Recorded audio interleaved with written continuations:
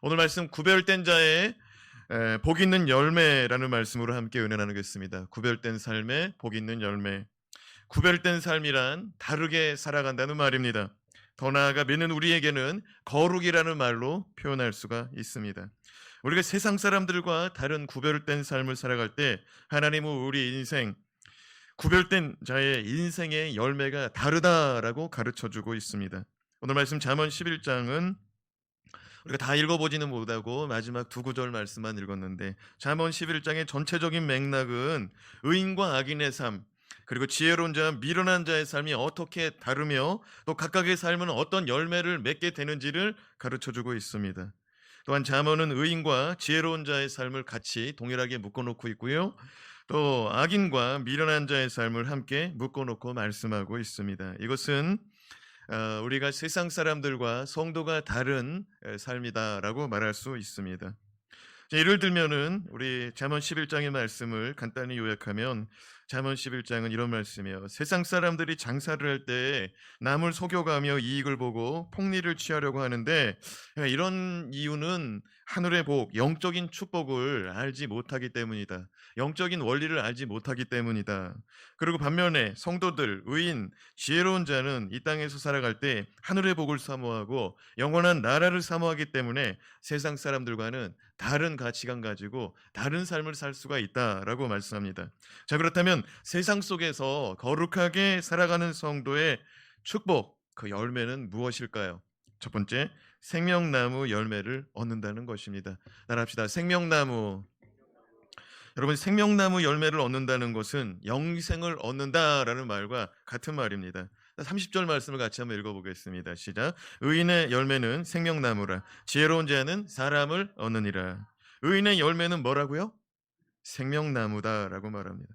생명나무는 우리가 잘 알다시피 에덴 동산에서 아담과 하와가 옛뱀 곧 마귀의 유혹에 넘어가서 선악과를 따먹음으로 하나님께서 아담과 하와가 선악과 따먹었으니, 하나님의 말씀을 어기고 범죄하였으니 저들이 영생할까 두렵다. 생명나무 열매를 먹지 못하도록 불검을 가지고 지키라. 하나님께서 천사에게 명령했습니다. 그날 이후로 생명나무 열매는 접근 금지 나무이죠. 그런데 오늘 말씀에 이 의의 열매, 의인의 열매는 생명나무를 얻을 것이다 라고 말씀하고 있으니 이것이 은혜인 줄로 믿습니다.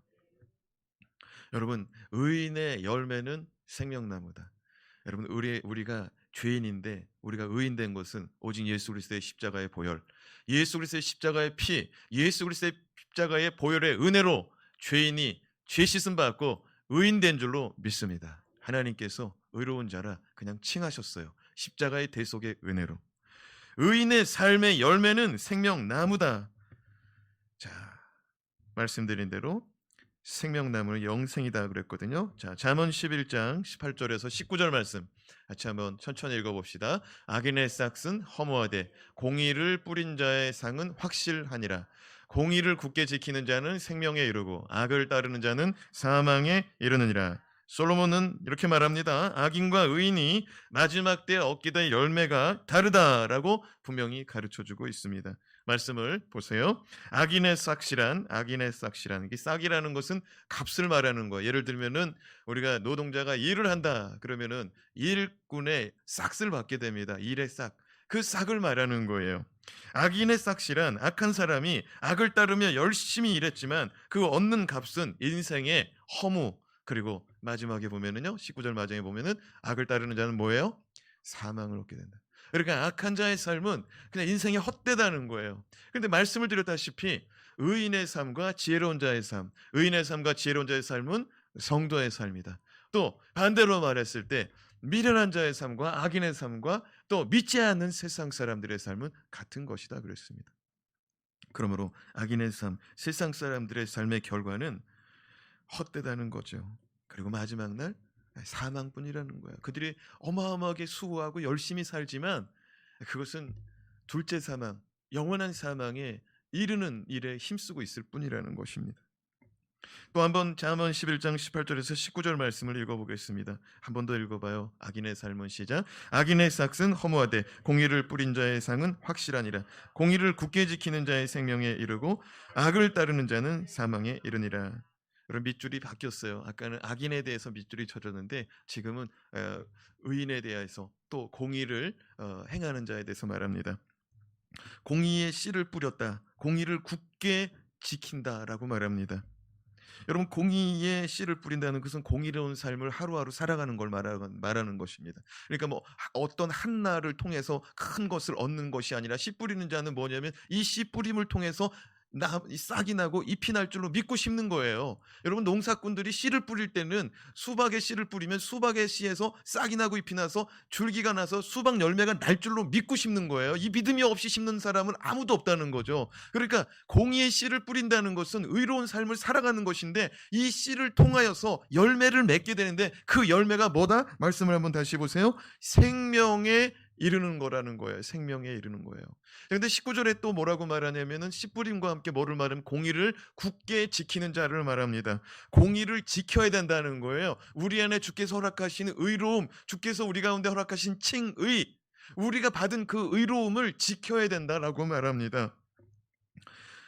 지키다라는 말은 히브리어로 세우다, 고정하다, 확실히 하다라는 의미가 있습니다. 다시 말해 공의를 굳게 지킨다는 말은 공의가 우리의 삶 속에 확고하게 세워질 수 있도록, 확실하게 세워질 수 있도록 우리가 힘쓰고 애쓰는 삶이 필요하다는 거예요. 무슨 말이냐면은 어느 날은 의로운 삶을 사는데 어느 날은 그냥 뭐 죄악된 삶, 뭐 세상 사람, 악한 사람이랑 똑같이 살아가는 거예요. 그러니까 앞에 심은 것이 통째로 날아가는 겁니다. 마치 태풍이 불어가지고 다 거덜나서 날아가듯이 의로운 씨앗을 심었는데 그게 다 날아가는데 날아가지 않도록 그게 붙잡아 주는 그런 삶이 필요하다는 거예요. 내가 의지적으로 내가 저쪽으로 돌아가고 싶지만 그걸 붙잡고서 그게 견고하게 뿌리 내릴 수 있도록 지켜주는 삶.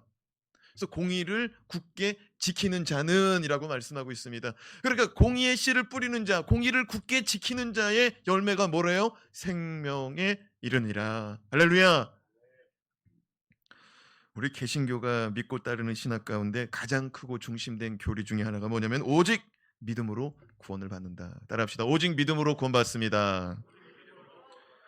이것은 누구도 부인할 수 없는 중요하고도 큰 믿음의 교리입니다. 그러나 이것을 믿는 우리가 간혹 중요한 신학적 오류에 빠질 수 있다는 것을 우리는 깨달아야 됩니다. 사실 오직 믿음으로 구원받는다는 말은 누가 말했냐면 마틴 루터가 종교 개혁할 때 그가 내걸었던 중요한 핵심 가치, 종교를 개혁해야만 되는 이유 중에 하나였습니다. 종교 개혁이라는 것은 로마 카톨릭 교회를 개혁해야 된다라는 의미죠.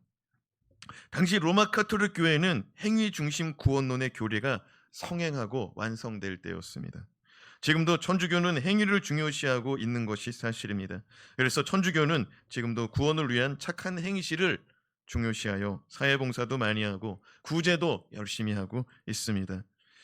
나쁜 전통이 아닙니다. 그러나 이것으로 구원받으려고 한다는 것은 어렵다는 것입니다. 그런데 지금 개신교는 오직 믿음으로를 너무 강조하다 보니 중세시대 카톨릭대와 정반대의 부작용이 나타나고 있다는 것입니다. 로마 카톨릭도 지금은 그렇게 행위를 그렇게 많이 강조하고 있지 않습니다. 왜냐하면 이 종교 개혁 때 많이 이탈되는 그런 사람들을 보며 본인들도 위기의식을 갖게 되고 본인들도 돌아보게 되는 계기가 왔습니다. 루터가 강조한 오직 믿음으로 말미암는 구원의 은혜는 값싼 은혜가 아니었습니다. 무슨 말이냐면 구원받은 성도가 구원받은 은혜를 값없이 여기며 다시 죄악 가운데 살지 않는다는 전제라는 겁니다.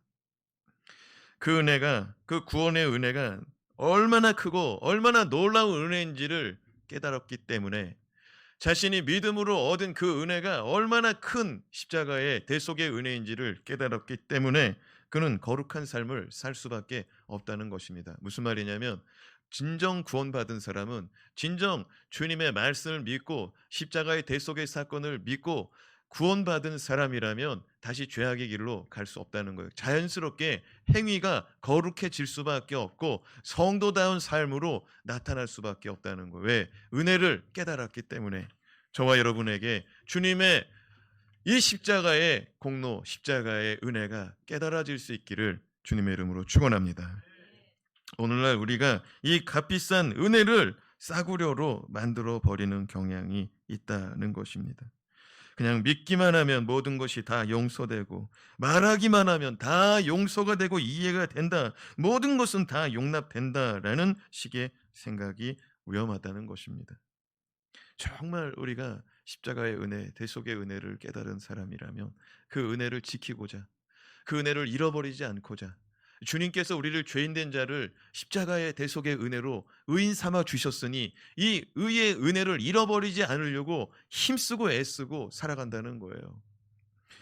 독일의 나치에 저항하며 복음을 전하던 신학자 루터 교회의 본헤퍼 목사님, 우리는 한 번쯤 들어봤습니다. 우리가 예배 시간에 종종 부르는 우리 선한 능력으로라는 찬양, 그 찬양의 작사자가 또 본헤퍼 목사님이기도 합니다. 본헤퍼 목사님은 값싼 은혜와 값비싼 은혜에 대하여 이렇게 말씀했습니다. 무엇이 값싼 은혜인가? 첫째, 회개가 없는 죄 용서를 설교하는 것이다.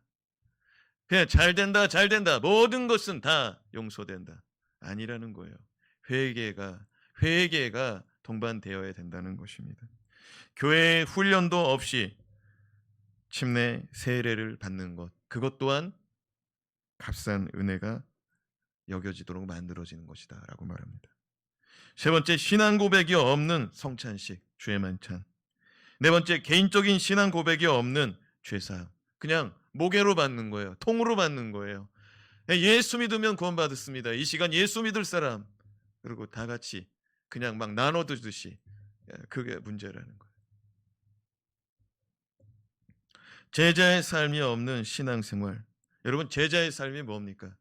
나를 따르는 자는, 나를 쫓고자 하는 자는 자기의 십자가를 짊어지고 나를 따라야 된다라고 주님이 말씀해 주셨습니다. 누구든지 나를 따라오려거든 자기를 부인하고 자기의 십자가를 지고 나를 따를 것이니라.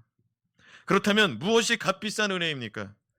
그것은 마치 밭에 숨겨진 보석을 발견한 사람과 같은 것입니다. 밭에 숨겨진 보화를 발견한 사람은 자기가 소유한 것들을 다 동원하고 돈을 빌려서라도 그 밭을 사고자 합니다. 왜? 내가 소유한 것보다 저 밭에 숨겨져 있는 것이, 저 밭에 묻혀 있는 것이 더 크다는 것을 알기 때문에 내 것을 다 들여서라도 그것을 얻고자 한다는 것이죠. 그럼 값비싼 은혜, 그게 뭐냐? 첫 번째, 그리스도께서 나의 삶에 왕권을 가지고 다스리도록 내어드리는 것입니다.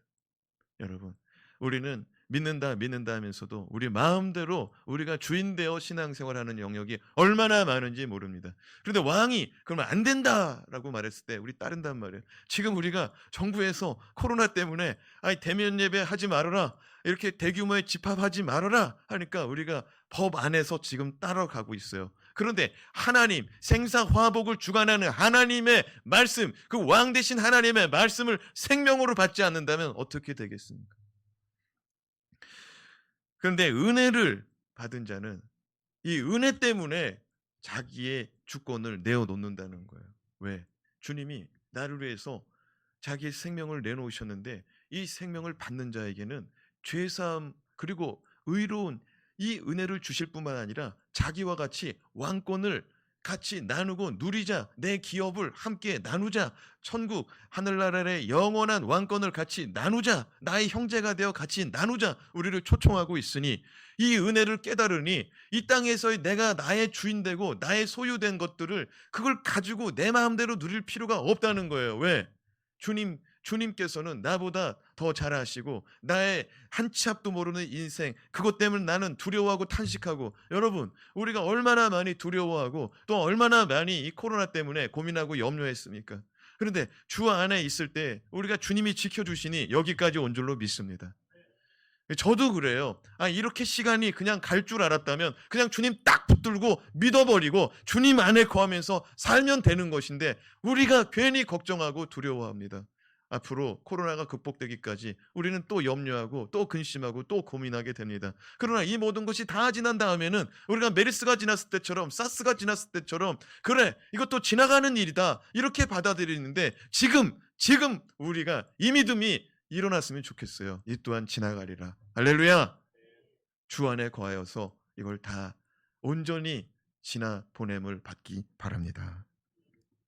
두 번째, 값비싼 은혜란 만약 신앙생활에 거침돌이 된다면 자신의 눈이라도 빼어 버릴 수 있을 만큼의 가치가 있어야 된다라고 말합니다. 누가 말했냐면 루터교회 목사님 버네퍼 목사님이 말씀하는 거예요. 여러분, 루터교회는 제2차 세계대전 때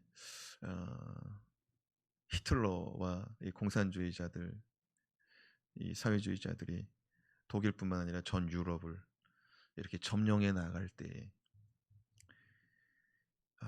이 루터교회가 독일 정부의 교회이기 때문에 정부 당국자를 위해서 목회자들이 기도하고요. 군목들이 전쟁터에 나가서 독일군을 위해서 기도해주고 그랬어요. 그게 뭐냐면은 그 나라 이게 믿음보다도요 자기가 속해 있는 나라, 자기가 믿고 있는 그 사상, 자기 나라의 법 그것을요 하나님 나라의 법 아래에 두었기 때문에 그래요. 이해가 돼요? 여러분 이 히틀러가 이 사회주의 공산주의 사상 가지고 유럽을 점령해 나갈 때 얼마나 많은 사람들을 죽였습니까? 얼마나 많은 유대인들을 하나님 믿는 사람들을 핍박했습니까? 근데 그 일들을 계속해서 하나님이 도와달라고 막 기도해 주는 거예요. 사랑하는 여러분, 하나님의 법은 하나님의 나라는 세상 권세보다 위에 있는 줄로 믿습니다. 그러니까 분별하시기 바랍니다. 보네퍼 목사님은요, 루터교회 목사님이지만 정부 당국의 녹을 받는 국교회 목사이지만 잘못됐다는 거예요. 이거 잘못됐다는 거예요. 이 히틀러 이거 잘못됐다는 거예요.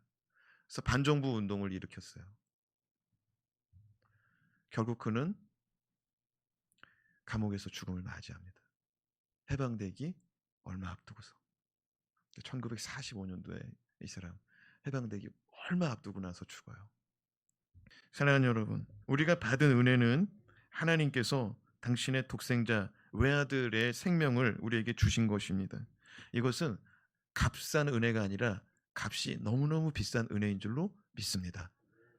그렇게 여겨지시면 아멘. 여러분 누가 여러분의 자녀를 다른 사람 살린다고 여러분의 자녀를 내놓는 사람이 어디 있겠어요? 잠언 11장 20절 말씀에 보면 마음과 행동을 어떻게 하느냐의 결과를 잘 보여줍니다. 같이 한번 읽어봅시다. 시작. 마음이 굽은 자는 여호와께 미움을 받아도 행위가 온전한 자는 그의 기뻐하심을 받느니라. 마음이 굽었다는 것은 꼬부라지기로 작정한 겁니다. 마음이 꼬부라졌다. 하나님의 백성임에도 죄악된 삶을 살기로 작정한 겁니다. 분명히 예수 믿고 나서 성령의 역사와 육체의 이 정욕의 갈등을 일으키고 있다는 것 우리 다 경험합니다. 우리 안에 성령의 역사, 성령의 감동, 우리 안에 육체의 정욕, 육체의 원함 이것이 두 것이 싸우고 있다는 것을 우리가 잘 알고 또 사도 바울의 말씀에도 기록되어 있습니다. 그럴 때 우리는 성령의 역사를 성령의 감동을 쫓아야 될 줄로 믿습니다. 그런데 마음이 꼬부라진 상태는 성령이 아무리 감동을 주고 아무리 큰 역사를 줘도 반응하지 않는다는 거예요. 왜? 벌써 꼬부라져 있기 때문에. 꼬부라진 마음이 주 예수 그리스도의 이름으로 펴질지어다. 예수님의 보배로운 피로 우리의 마음이 옥토가 되었으면 좋겠어요. 딱딱한 마음이 부드러운 마음이 되어서 씨가 뿌려졌을 때 그 씨가 땅에 뿌리 내릴 수 있는 옥토가 되기를 주님의 이름으로 축원합니다.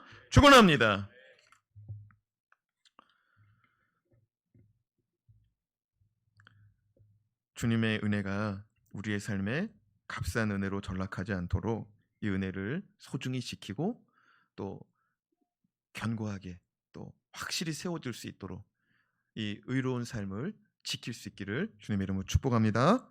그럴 때 마지막 날 우리는 생명나무, 그 생명나무 열매를 먹게 됩니다. 계시록 21장 이하에 보면은 그 생명나무에 대해서 말씀하고 있는 것이죠. 제가 부교육자로 섬길 때에 수년 전의 이야기입니다. 오래전의 이야기인데요. 제가 부교육자로 섬길 때 제가 개척하게 되면 교회가 세워진 곳으로 이사해서 함께 교회를 섬기는 일꾼이 되겠다라고 이렇게 함께 약조하고 이렇게 함께 은혜를 나눴던 가정이 있었습니다. 그런데 이분은 병명을 정확히 위암이라고 단정 지을 수는 없어요. 그게 위암이 아니에요. 근데 위에 나타나는 암이기 때문에 이 위암을 위에 나타나는 암을 제거하기 위해서 위 전체를 다 절개했습니다.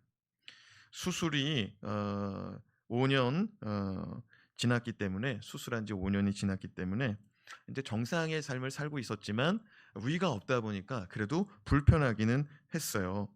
그냥 그럭저럭 살만한 삶이었다는 거죠. 그런데 3년 전부터 등이 너무나 아프다는 거예요. 그래서 누워서 잠을 잘 수 없어서 수일째 소파에 기대어 잠을 자고 있다는 겁니다. 그런데 그나마도 소파에 앉아서 위를 이렇게 누우면은 이게 더 힘들다. 이 하중이 막 누르니까 배 하중이 누르니까 더 힘들다는 거예요. 그래서 앉아서 자는데 그나마 지금은 앉아서 잘 수도 없다고 연락이 온 거예요.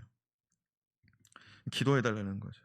조금 있다 또 연락이 오는데 이제는 통증을 견딜 수 없을 정도가 되어서 병원에 가서 마약성 진통제를 쓰는데 그것조차도 듣지를 않는다는 거예요. 그래서 맨몸으로 이 고통과 싸워야 되는, 하루하루 싸워야 되는, 매 시간마다 싸워야 되는 그런 힘겨운 삶을 살게 되었다라고 또 연락이 왔습니다. 또 20일 전부터는 의식이 왔다 갔다 한다는 거예요. 그래서 목사님 좀 와서 예배 좀 드려주시면 좋겠어요. 연락이 왔습니다. 그래서 한 걸음에 달려가 연이틀 동안 계속 찾아가서 예배를 드렸습니다. 마침 예배 드릴 때마다 하나님의 은혜로 의식이 있는 상태가 되어서 그 성도님 가족과 함께 그 부부와 함께 예배를 드리고 또 주님의 이름으로 신앙 고백을 받았습니다. 저는 이렇게 위기가 있는 사람들 그들과 함께 예배 드릴 때는 신앙 점검, 구원의 확신 점검, 믿음의 고백을 가족들 앞에서 함께 나누는 그런 고백을 항상 같이 주님 앞에 올려드립니다. 그래요. 성도님과 예배하고 주님의 이름으로 신앙 고백하고 그렇게 두 번의 예배를 드렸어요. 이틀 두 번째 날, 그러니까 첫 번째 날 그렇게 믿음의 고백하고 두 번째 날 예배를 마쳤어요. 이틀째 예배를 마치고 나서 부인 집사님이 저에게 이런 이야기를 들려주십니다. 아주 놀라운 이야기였습니다. 그 아픈 분이 이렇게 예배 드리다가도 정신을 잃어버려요. 그러면 의식이 없는 가운데 있는데 어저께는 막 식은땀을 뻘뻘 흘리면서 그 의식이 없는 가운데 그러니까 마치 환상 가운데 뭘 보듯이 이렇게 말씀하더라는 거예요. 여보, 나는 지금 싸움을 하고 있어. 이제 이 싸움을 마칠 때가 다 되었어. 앞에 주님을 쫓아가야 해. 지금 좌우를 돌아볼 겨를이 없어. 이렇게 말하더라는 거예요. 그래서 옆에 있는 부인이 남편 집사님에게 이렇게 말했답니다. 여보, 그러면 나도 데려가야지. 나도 데려가야지.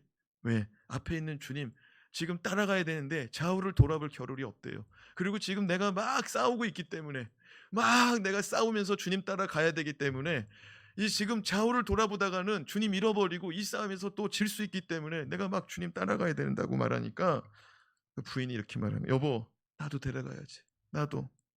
그랬더니 그 남편 집사님이 이렇게 말하더라는 거야. 응, 자네는 아직 아니야. 자네는 아직 아니야. 저는 그 이야기를 듣는데 이 찬송이 생각나는 거예요. 선한 싸움 다 싸우고 의의 면류관 받았으리라. 선한 싸움 다 싸우고 의의 면류관.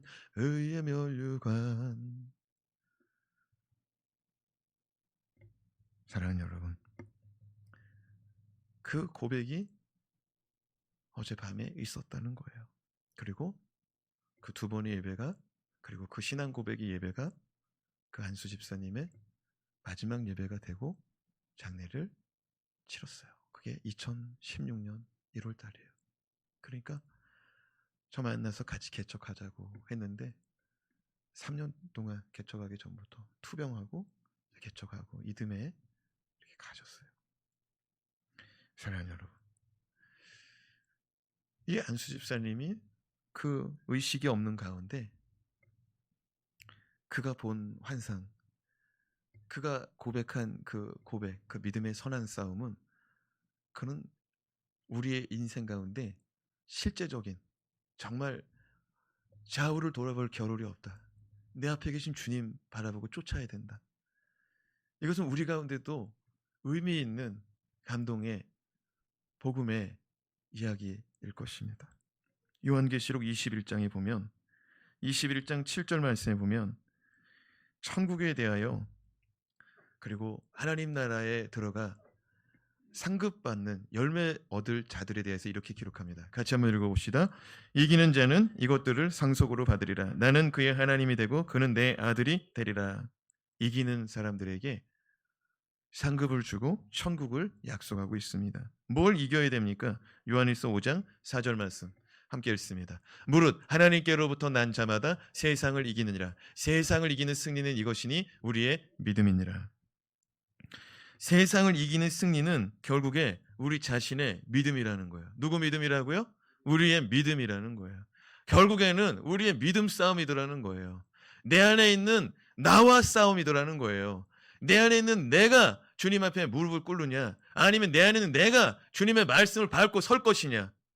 저와 여러분은 주님 앞에 무릎 꿇고 나의 인생 내 것이 아니라고 자기 부인하고 은혜를 깨달았으니 주님 영광 돌리며 주님 말씀에 순종하고 순종하며 굴복하며 주님 원하시는 종된 삶을 살겠습니다. 고백하며 날마다 믿음으로 주님 따라가며 살아갈 수 있기를 주님의 이름으로 축원합니다. 둘째로 사람을 얻는 열매. 우리가 이 땅에서 정말 의인이요 지혜로운 자요 또 그 공의를 지키고자 그 공의의 씨뿌림의 삶을 날마다 열매를 얻을 줄로 믿고 살아가는 자의 열매는 뭐냐? 사람을 얻는다는 겁니다. 30절 말씀 한 번 더 읽어보겠습니다. 의인의 열매는 생명나무라. 지혜로운 자는 사람을 얻느니라. 이 말씀에 보면 의인의 열매는 생명나무이고 지혜로운 자는 사람을 얻게 될 것이다 라고 말합니다. 사람에게 투자하는 것이 당장은 눈에 보이지 않을 수 있습니다. 하지만 때가 되면 심은 대로 거두게 될 줄로 믿습니다. 우리가 자녀들에게 좋은 말 해주고 축복해주고 그 자녀를 가르쳐줘요. 한글도 가르쳐주고 숫자도 가르쳐주고 학교도 보내줍니다.